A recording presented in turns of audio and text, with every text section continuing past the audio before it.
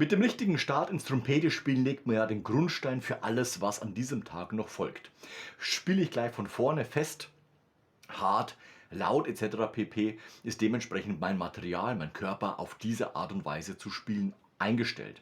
Um jetzt wieder den Weg in die Lockerheit zu bekommen, ist wirklich ganz bewusstes, lockeres Training, Buzzing etc. notwendig, damit der Körper sich darauf einlässt, dass auch alles andere, was ja in dem Überalltag noch folgt, auch viel leichter und entspannter geht. Lockerer und weicher. Und hier ist es für mich immer wichtig, dass ich gleich von vornherein in meinem Trompetenspiel auf diese Art und Weise starte, um eben nicht fest und eng zu sein. Das heißt, bei mir und meinen Schülern machen wir immer ein paar Töne. Erstmal auf dem Mundstück bzw. einmal ein paar Lippensummtöne, das sind nur ein paar Sekunden. Man kriegt da ein Gefühl dafür, ja, heute fühlt es sich ganz locker und entspannt an, wunderbar. Ich nehme das Mundstück in die Hand.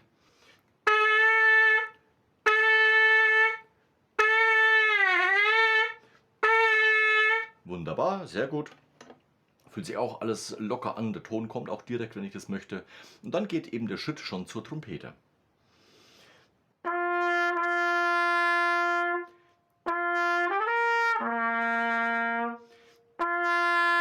Und auch hier die ersten Töne, die Luft fließen lassen. Genau das gleiche, was ich vorher gemacht habe.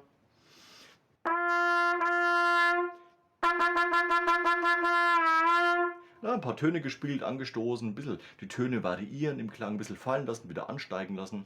Alles, was halt unsere Muskulatur, unser Ausatmen sowie Einatmen aktiviert. Und letztendlich geht es dann schon einen Schritt weiter.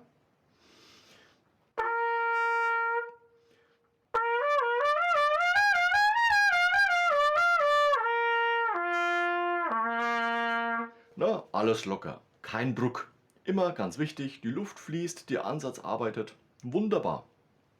Wie ist die Zungenposition? Die auch mal überprüfen. Auch schon einige Übungen gezeigt, wie du es herausfinden kannst. Und letztendlich geht es dann eben darum, dass man jetzt noch die Zunge aktiviert. Das machst du dann auf diese Art und Weise.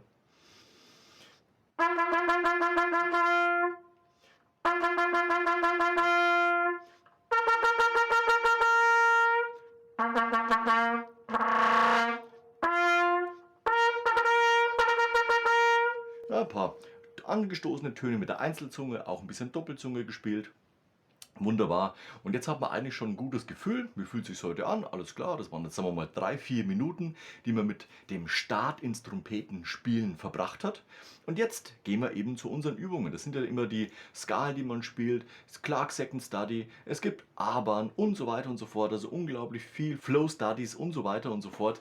Am laufenden Band in allen Trompetenschulen immer wieder auch gute Sachen zu finden. Und das heißt dann, wenn das mit den Etüden dann auch gut funktioniert hat, mit den Skalen, dann geht es in deine Konzertliteratur, deine Solo-Literatur, Ensemble-Literatur, Orchester-Literatur, was du eben zu üben hast. Aber jetzt hast du schon mal eine gute Basis gelegt, auf der du jetzt in deinem Überalltag aufbauen kannst. Du bist nicht fest, du bist locker, entspannt, die Luft ist gut rein und rausgeströmt, wunderbar, der Ansatz fühlt sich an, na, und die Zunge ist auch aktiviert, wunderbar. Und jetzt geht es eben ums Literaturüben. Und dabei wünsche ich dir viel Erfolg. Lass am Ende gerne ein Like und Abo da. Wir sehen uns nächste Woche zu einem neuen Video rund ums Trompetespielen.